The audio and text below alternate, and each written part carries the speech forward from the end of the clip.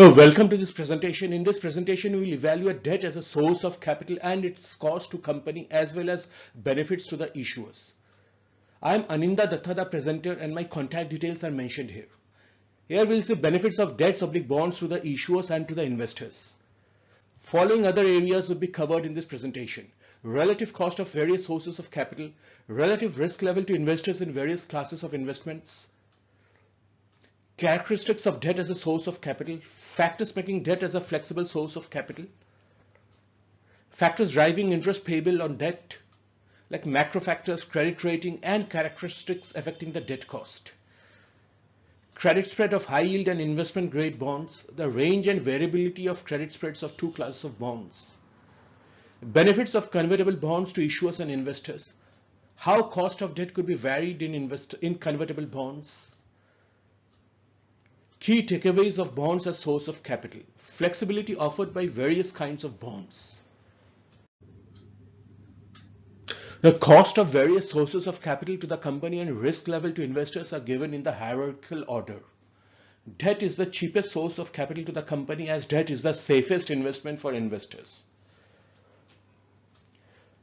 Now, debt lies in the bottom of the pyramid as debt capital is the cheapest as interest paid is eligible for the income tax deduction.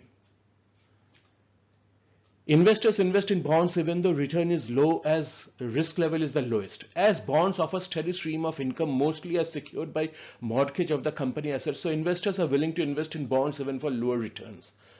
The secured bondholders have the first claim on the profits during working of the company and first claim on the assets during liquidation of the company. Preference share, it is more expensive than debt as it ranks after debt in terms of risk. Investors are ready to invest in preference capital as it is less risky than equity and dividend is tax-free in many geographies. As preference shares have prior claimed than equity shares on the dividend and on company assets during liquidation, so investors are ready to invest in preference capital for lower expected return than the equity shares. Now, the equity has the highest cost. Equity share capital is the most risky, so investors expect highest return from equity.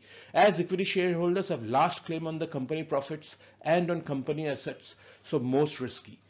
The equity share price is also the most volatile among all the sources of capital. Now, bond/debt is a source of capital that does not require ownership dilution. Raising too much debt increases the financial risk level due to high fixed payment obligation, so companies need optimum debt level.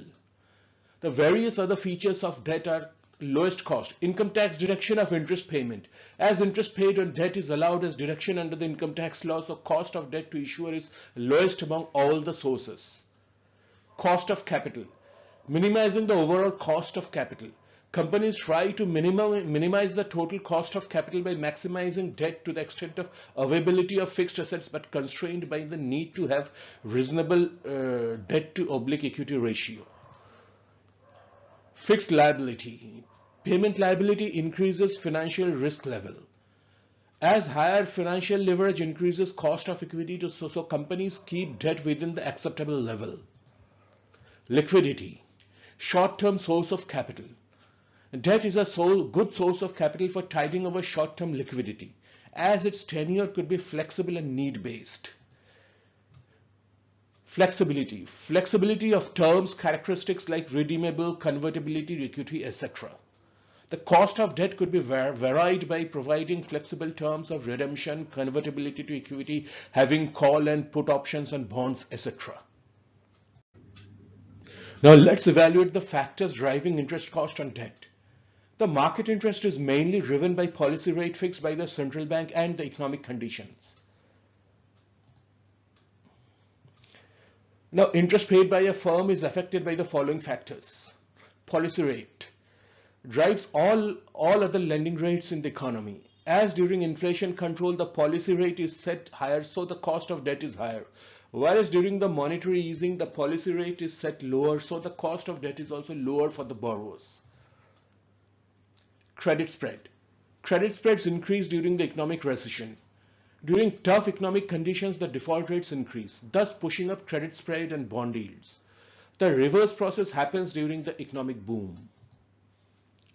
Credit rating.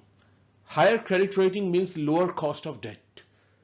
Firms with strong financials and higher credit rating could borrow by paying the lower interest cost, whereas firms with lower rating pay higher interest rate. Securities as mortgage. Fully secured loans carry lower interest. Firms offering tangible assets as mortgage could borrow with lower interest rates compared to firms unable to offer tangible assets as security. Income tax deduction. Firms having sufficient tax liability could avail full deduction of interest. The firms having insufficient profits to claim full deduction for interest payment experience higher debt cost.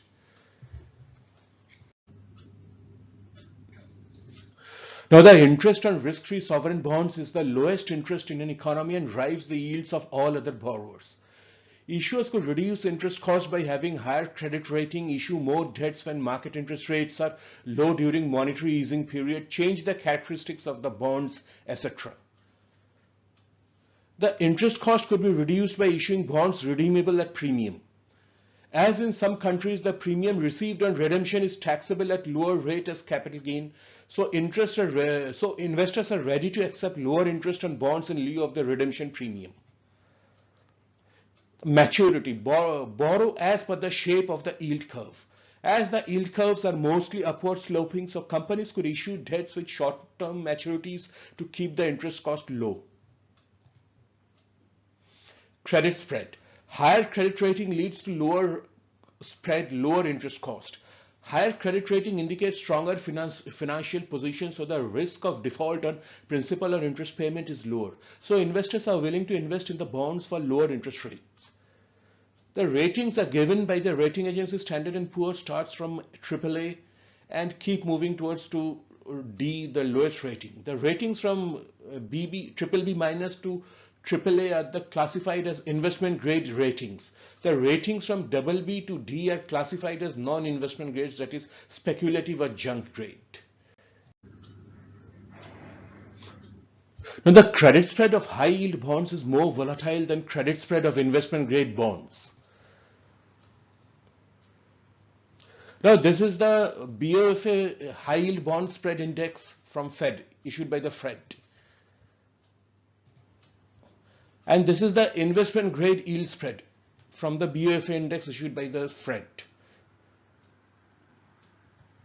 Now let's see here, in case of this high yield bond spread, it fluctuates from 4% to around 10%. The range is quite wide. Whereas in case of this investment grade yield spread, the range is from 1.5% to around 4%. So the variability is much less.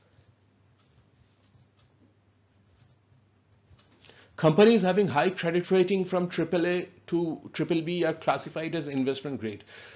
Their cost of debt has lowest variance than the high yield bonds yield. Companies having credit rating less than BBB up to D are classified as high yield bonds, as these yields fluctuate more. So an issuer could time the issue to reduce the interest cost. Now, an issuer could vary the cost of debt by adding convertibility options. An issuer whose present credit rating is not high but is expected to witness rapid growth in sales and profit could benefit by adding equity convertibility to bonds. The minimum value of the bond increases by adding the equity convertibility option. If the bonds are optionally convertible, then during the conversion period, the minimum value goes up and is equal to the maximum of the straight value or the conversion value.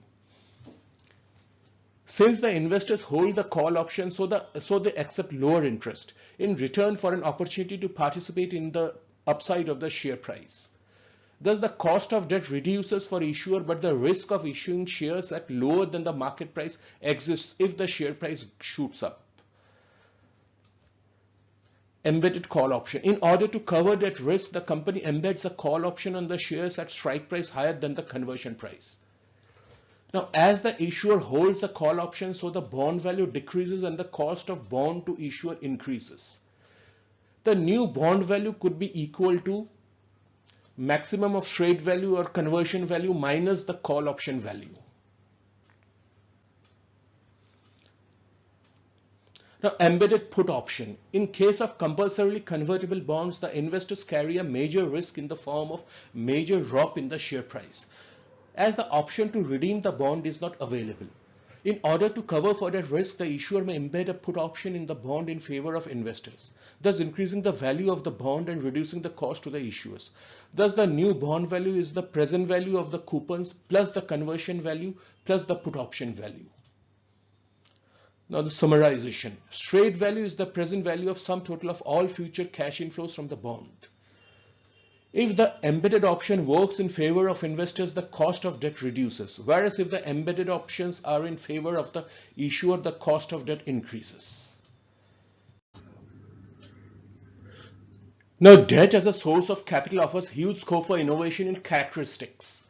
Different characteristics provide flexibility in managing cost and liquidity for the issuers and managing risk oblique return for the investors. Suppose a company sells call option on its own shares at a strike price higher than the market price. A highly profitable proposition for the issuers if the investors are available. However, it is not legally allowed. But companies could bundle call options with bonds and issue convertible bonds with embedded call options at strike premium to the market price. Already big ready market is available for the same. Commodity-backed bonds issued by the commodity producers. The coupon payments increase with rise in the commodity prices. So higher the price, higher the coupon. These bonds carry lower base coupon due to potential to earn more with the rise in the commodity price. Thus, the issuers move to variable interest cost linked to profit. As the commodity producers earn more with the rise in price, so they could pay more. Variable coupon bonds where coupons vary with the market interest rates. Investors who do not want to take interest rate risk invest in these floating rate bonds. Inflation-linked bonds issued by the governments. The inflation rate gets added to the face value, the interest paid on the higher face value. So higher the inflation, higher the face value and the coupons. Generally, the higher inflation increases nominal revenue of governments, so they could pay more interest. Companies issue debt to buy back equity shares. During periods of low interest rates, the companies issue bonds to buy back equity shares, leading to reduction in outstanding share capital, the most expensive source of capital. We'll evaluate how to optimize the overall cost of capital in the next episode. This concludes this presentation. Thanks for watching.